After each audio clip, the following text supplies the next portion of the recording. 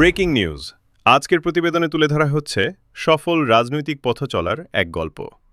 শাহরিয়ার ইমন, যিনি ২০০৭ থেকে ৮ সালের রাজনৈতিক সংকটময় সময়ে ছাত্র রাজনীতির মাধ্যমে বিএনপির রাজনীতিতে পথ চলা শুরু করেন।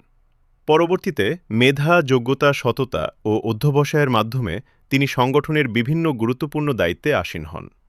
রাজনৈতিক জীবনের শুরু থেকেই তিনি সক্রিয়ভাবে দলীয় কর্মকাণ্ডে অংশগ্রহণ করেন। তিনি ছাত্রদলের গুরুত্বপূর্ণ দায়িত্ব পালন করেন এবং পরবর্তীতে এনায়েতপুর থানা ছাত্রদলের যুগ্ম আহ্বায়ক হিসেবে দায়িত্ব পালন করেন।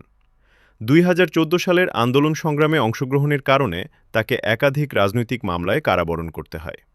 রাজনৈতিক মেধা, মননশীলতা ও সাংগঠনিক দক্ষতার কারণে পরবর্তীতে তিনি এনায়েতপুর থানা যুবদলের যুগ্ম আহ্বায়ক হিসেবে দায়িত্ব পালন করেন। বর্তমানে তিনি এনায়েতপুর থানা স্বেচ্ছাসেবক দলের আহ্বায়ক হিসেবে দায়িত্ব পালন করছেন। দীর্ঘ রাজনৈতিক জীবনের পাশাপাশি শাহরিয়ার ইমন এলাকার মানুষের চিকিৎসা সেবা, সামাজিক কর্মকাণ্ড এবং অসহায় মানুষের পাশে দাঁড়ানোর মাধ্যমে এলাকাবাসীর প্রশংসা অর্জন করেছেন।